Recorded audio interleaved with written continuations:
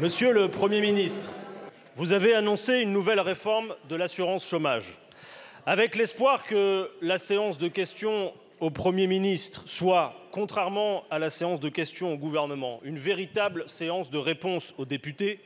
Je poserai deux questions directes. Y a-t-il, selon vous, un lien entre le niveau d'indemnisation du chômage et le niveau du chômage lui-même? Ensuite, y a-t-il assez d'emplois pérennes non pourvus pour le nombre de demandeurs d'emploi en France? Je vous remercie. Merci beaucoup. Monsieur le Premier ministre, vous avez la parole. Merci Madame la Présidente. Je vais répondre à vos deux questions, Monsieur Quatennens. D'abord, je veux rappeler un fait. Il y avait 9,6% de chômage quand le président a été élu en 2017. On est aujourd'hui à 7,5%.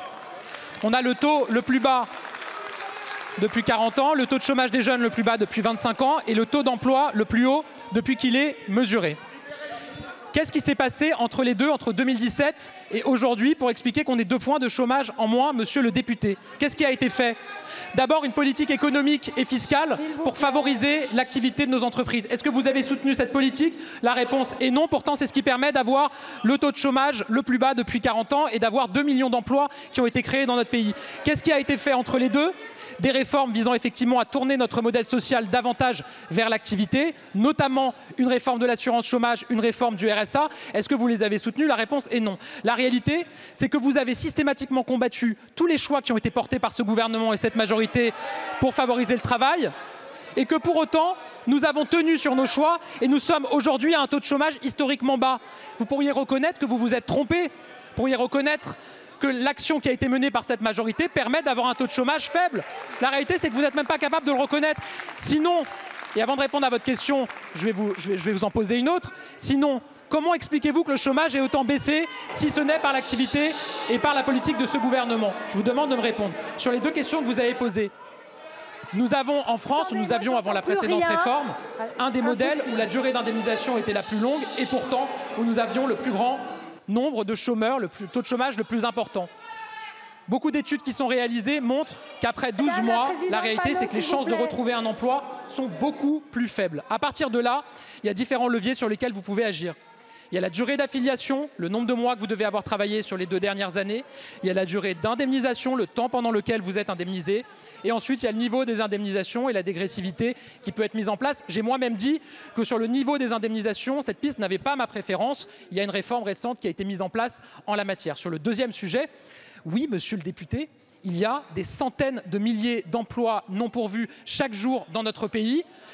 On se déplace tous ici dans nos circonscriptions, partout sur le terrain. On rencontre partout des entreprises qui disent qu'elles cherchent à recruter, qu'elles sont freinées dans un certain nombre de projets, qu'elles pourraient s'étendre, qu'elles pourraient se développer économiquement, qu'elles ouvrent des emplois, qu'elles ne trouvent pas preneurs malgré toutes les démarches qu'elles entreprennent auprès de Pôle emploi, maintenant France Travail, des missions locales et autres.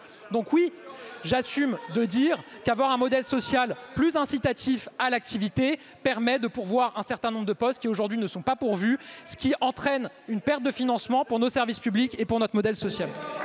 Je vous remercie, Monsieur le Premier ministre. Monsieur Quatennens. La bonne réponse était non. Il n'y a pas de lien entre le niveau d'indemnisation du chômage et le niveau du chômage lui-même. Le chômage était d'ailleurs au plus bas dans notre pays à l'époque où il était le plus indemnisé. Je veux rappeler ici que la perte d'un emploi est une souffrance, que le chômage tue directement 14 000 personnes par an. Je veux rappeler aussi que l'indemnisation du chômage n'est pas la charité, mais une assurance pour laquelle les travailleurs cotisent. Et qu'avec vos précédentes réformes, nous sommes passés de 70% de chômeurs indemnisés en 2008 à moins de 40% désormais. La seconde bonne réponse était non. Il n'y a pas assez d'emplois pérennes non pourvus pour le nombre de demandeurs d'emploi en France. Il y a environ 1 emploi non pourvu pour 22 demandeurs d'emploi disponibles. Vous pourrez donc atteindre des statistiques alléchantes du chômage à coup de radiation, de contrats d'apprentissage, de subventions, d'explosion des contrats de courte durée. La réalité, c'est que le marché ne produit pas assez d'emplois pérennes, malgré l'argent public dont vous arrosez généreusement les véritables assistés de ce pays, les riches et les grandes entreprises. Vous ne cessez de répéter que le travail doit mieux payer que l'inactivité.